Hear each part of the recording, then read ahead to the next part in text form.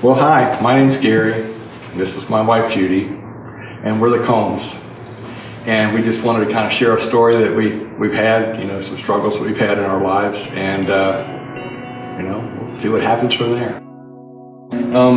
This has been like 14 years ago now. It's 2002. And, this is one of the ways I'll always remember my pastor's birthday, because it happened on his birthday.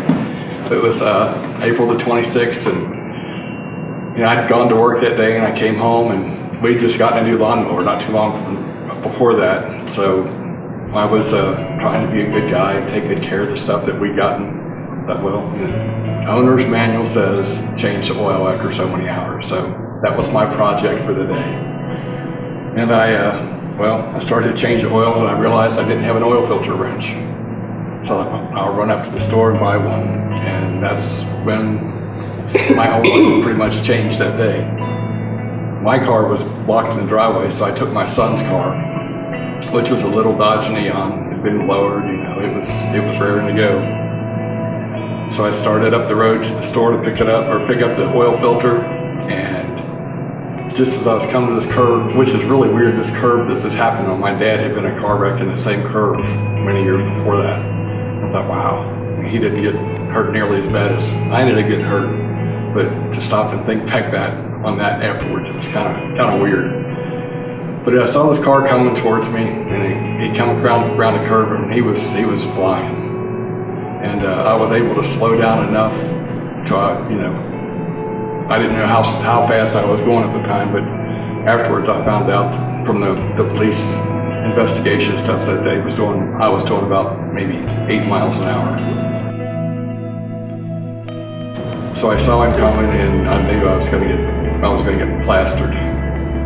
So here comes the car, and I just, I remember jamming my feet into the floorboard and trying to brace myself, which was, later I found that was the worst thing I could have done, but his reaction is just what we do, we're trying to protect ourselves.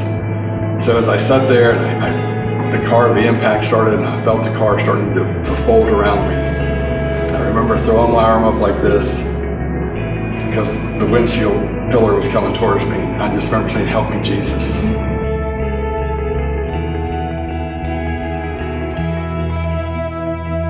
I had to be in shock because I don't remember much of anything other than the fact that one of the people that I go to church with here was like one of the first people in line.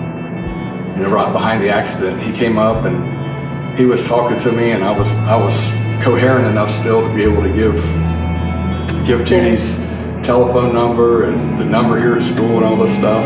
Mm-hmm. And then right after that, 2 or 3 cars back behind him was an EMT, and she was there, and she was able to start, doing whatever she could to help me out while they was waiting on the ambulance to get there. One of my things was I'd always wanted to go for a helicopter ride. Oh man, helicopters are so cool. Little did I know that my first helicopter ride would be in the air care to UC Hospital.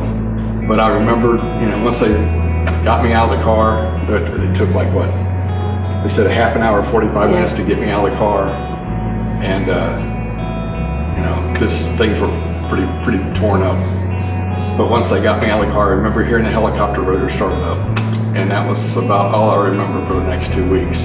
Well, what was weird about that day is me and my sister Bev would take turns going to checking in on my dad. Well, for some reason, we both were there at the same time when I got the call from Miss Jenny. And Bev had answered the phone, and the look she had on her face, she just said, "You tell her." And she handed me the phone. And I thought, well, what could be that awful? Because I could tell by her look, this isn't good. And so it's Miss Jenny, and she said they've been trying to get a hold of you, and Gary's been in a car wreck, and you need to get to UC. And me and Bev took off. We didn't even know where UC Hospital was. And she said, let's just go. And so we get to the hospital, and we beat the helicopter there. And the nurse says, well, I've never seen this happen before. And so you got there not too long after that. They wheeled you in, and you just said, he waved to me and I went, I'm here. And so the nurse came and said they don't really know what's going on. When they let you know, they'll come out and talk to you. Well, I remember sitting there thinking, I've never done this before. I don't know what's going on. But I remember a dream that I had. And this had been, probably 20 years ago, but it stuck with me since then. But I wasn't going through anything at this time I had this dream. And it was just I had just laid down on the bed. I wasn't even at night. And I'd fallen asleep, and I was dreaming I was standing in the clouds with Jesus. And all I could remember about him is that he had white hair, and it was about to here. I don't remember what his face looked like or anything like that. But I was saying, Lord, I don't know what to do. I've done everything I know what to do, and I just don't know what to do. And he said, believe. And I said, that's all? And he said, only believe.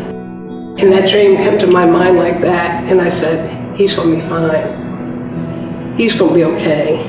God's not done with him yet. He's going to be fine. And that's what I kept saying. I thought, I don't care what anybody else says. I don't even care what the doctor says. Jesus told me to believe, and that's what I'm doing.